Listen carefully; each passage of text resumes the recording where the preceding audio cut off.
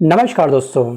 बीते कल के दिन जगदीप धनखड़ जी के द्वारा, जो हमारे भारत के उपराष्ट्रपति हैं, उनके द्वारा भारत की सियासी सरजमी की जो तपिश थी ना, उसको इनके द्वारा ज्वालामुखी में तब्दील कर दिया गया है। क्यों? क्योंकि बीते कल के दिन इन्होंने अपने पद से दे दिया है इस्तीफा। जी हाँ, कल था 21 जुलाई 2025 और इस दिन हमारे भारत के उपराष्ट्रपति ने अचानक से अपने पद से इस्तीफा दे दिया। जी हाँ, मैं वर्ड यूज़ कर रहा हूँ, अचानक से। लेकिन सवाल ये है कि क्या ये सिर्फ स्वास्थ्य की वजह से इन्होंने इस्तीफा दिया है, जो वजह इन्होंने बताई है अपने इस्तीफे के अंदर, या इसके पीछे कोई सियासी बहुत बड़ी चाल छुपी हुई है? क्योंकि बीजेपी क्या खेला करने वाली है और क्या इस इस्तीफे का है असली राज, जानेंगे आज के अपने इस छोटे से वीडियो में। तो दोस्तों, सबसे पहले शुरुआत करते हैं कल की दिनांक से, और कल की दिनांक थी 21 जुलाई 2025। इस दिन उपराष्ट्रपति जगदीप धनखड़ जी ने हमारे भारत के राष्ट्रपति द्रौपदी मुर्मू जी को एक पत्र लिख करके अपना रेजिग्नेशन, अपना इस्तीफा सौंपा है। और उन्होंने जो वजह बताई है, वो वजह बताई है स्वास्थ्य समस्याएं उनको चल रही है एक लंबे समय से। उन्होंने साफ साफ ये लिखा है कि स्वास्थ्य देखभाल को प्राथमिकता देने और चिकित्सीय सलाह का पालन करने के लिए मैं संविधान के अनुच्छेद 67A के तहत तत्काल प्रभाव से भारत के उपराष्ट्रपति पद से इस्तीफा देता हूं। आपको पता होगा कि अभी मानसून सत्र चले हुए जुम्मे काफ़ी कम दिन हुए हैं। अगर इस्तीफे की प्लानिंग अचानक से नहीं होती कि कॉइन उछाल दिया और बस इस्तीफा दे दिया, प्री प्लानिंग अच्छे से माइंड में पहले चलती है। अगर इन्हें इस्तीफा देना भी होता तो कम से कम सत्र शुरुआत या तो पूरा कंप्लीट करते सत्र को, या फिर सत्र से पहले ही अपना इस्तीफा दे करके, जिससे कि एक नया यहाँ पर क्या हो पाए कि हमारे जो सदन है, सदन प्रॉपर चल पाए, और उससे पहले हमारा एक सदन का जो नया उपसभापति होता है उसका चुनाव हो सके। या तो ऐसा करना चाहिए था इनको, पर अचानक से ऐसा क्या हो गया जो इन्होंने अचानक से इस्तीफा दिया है ना, ये बहुत बड़े शक के घेरे में आ चुका है, खास तौर पर विपक्ष के द्वारा।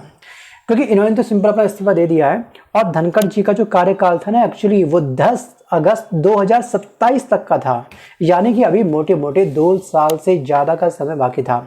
हाँ, मैं मानता हूँ दोस्तों, एज फैक्टर हो सकता है, हेल्थ इशू आ सकता है, ये मैं पक्का मानता हूँ, क्योंकि एज बहुत ज़्यादा हो रही है इनकी भी।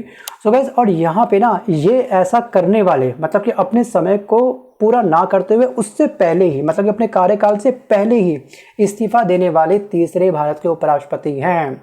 क्यों? क्योंकि इससे पहले हमारे वीवी गिरी ने 1969 में इन्होंने राष्ट्रपति चुनाव लड़ने के लिए अपना इस्तीफा दिया था, और बीडी जती ने 1974 में अंतरिम राष्ट्रपति की भूमिका के बाद में अपना इस्तीफा सौंपा था। आखिरकार धनखड़ जी ने हाल ही में अभी कुछ समय पहले एक एंजियोप्लास्टी करवाई थी, और पिछले महीने उन्हें सीने में दर्द की शिकायत भी थी, हॉस्पिटलाइज भी थे ये, और वहाँ से फिर वो डिस्चार्ज हुए। तो उनका हेल्थ का इशू लंबे समय से इनको आ रहा है। लेकिन कहानी यही खत्म नहीं होती है, बट विपक्ष का ये कहना है कि इस इस्तीफे के पीछे बहुत बड़ी चाल वर्तमान की सरकार रच रही है, एक बहुत बड़ा षड्यंत्र कर रही है। सो गाइस, ये इस्तीफा सिर्फ स्वास्थ्य की वजह से नहीं है, तो इसके पीछे आखिरकार क्या माजरा हो सकता है?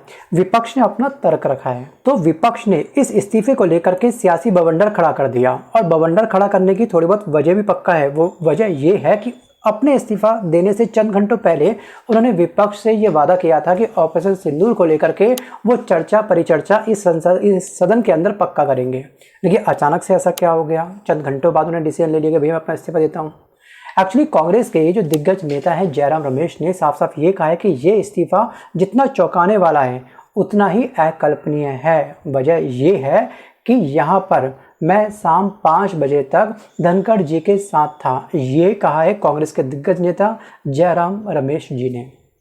5 बजे तक धनखड़ जी के साथ थे, और 7:30 बजे मेरी उनसे फ़ोन पर बात हुई है, वो पूरी तरह से स्वस्थ दिखाई दे रहे थे।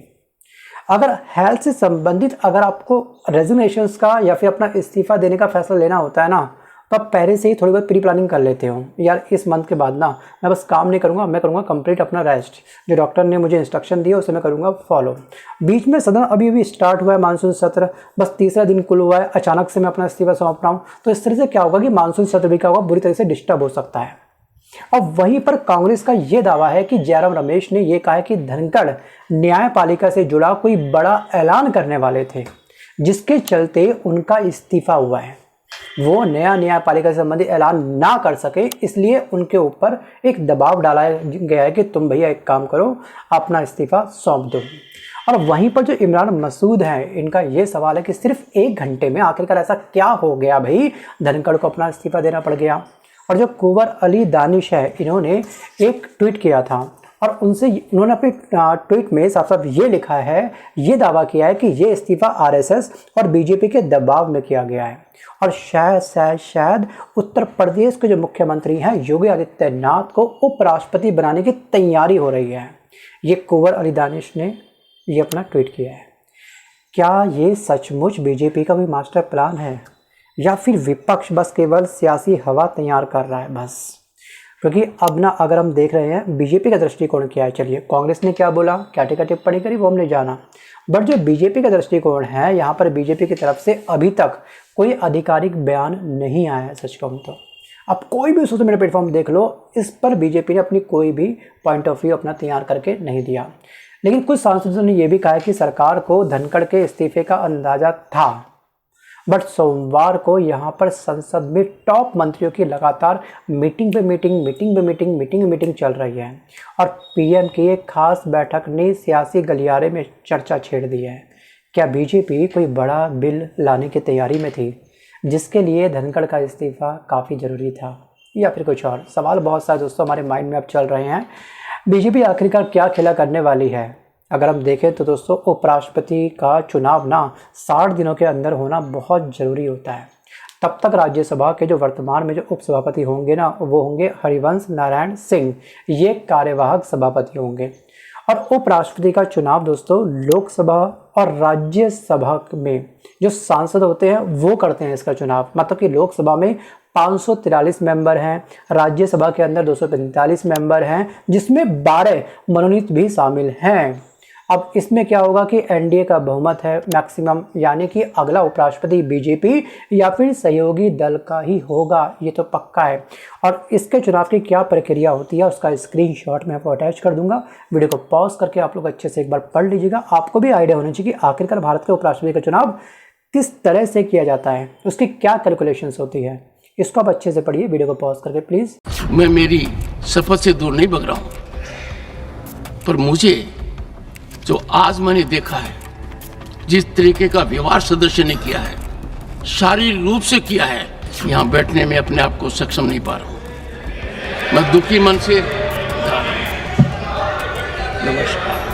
और हमारे भारत के उपराष्ट्रपति जगदीप धनखड़ और जो विपक्ष है उनके बीच में बिल्कुल कह सकते हैं 36 का आंकड़ा था। ये तस्वीर आप ध्यान से देखिएगा कि पक्ष की तरफ इनका रिएक्शन कैसा होता है और विपक्ष की तरफ इनका सदन के अंदर रिएक्शन कैसा होता है। मतलब कि धनखड़ का कार्यकाल विवादों से काफ़ी भरा हुआ है। विपक्ष ने उन पर, आपको याद होगा, ये पक्षपात का आरोप लगाया है, खास तौर पर यानी कि खासकर जॉर्ज सोरोस मामले में।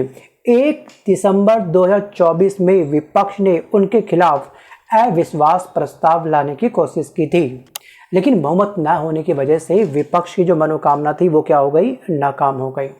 क्या बीजेपी ने धनखड़ को हटा करके नया चेहरा लाने की ठान ली है? Think about it. और कुंवर अली दानिश के दावे के मुताबिक क्या बीजेपी योगी आदित्यनाथ जैसे बड़े चेहरे को उपराष्ट्रपति बना करके जो 2027 के चुनाव होने वाले हैं, उन चुनावों की जमीन क्या वो तैयार कर रही है या फिर कोई और सियासी दाव खेला जा रहा है? मंथन करके आप मुझे बिंदास कमेंट जरूर करिएगा। और क्या धनखड़ का इस्तीफा वाकई स्वास्थ्य की वजह से था या बीजेपी ने उन्हें हटने का एक दबाव बनाया उनके ऊपर? क्या योगी आदित्यनाथ अगले उपराष्ट्रपति होंगे या बीजेपी कोई सरप्राइज कैंडिडेट हमारे सामने लेकर आने वाली है बहुत ही जल्द? और क्या ये इस्तीफा किसी बड़े बिल या सियासी रणनीति का हिस्सा है? और ये इस्तीफा सियासत का हिस्सा है या फिर सिर्फ एक सेहत का मसला? आपको क्या लगता है? सो गाइस, आज के इस वीडियो में बस केवल इतना ही। मिलता हूँ जल्द एक नए वीडियो के साथ में, तब तक के लिए धन्यवाद।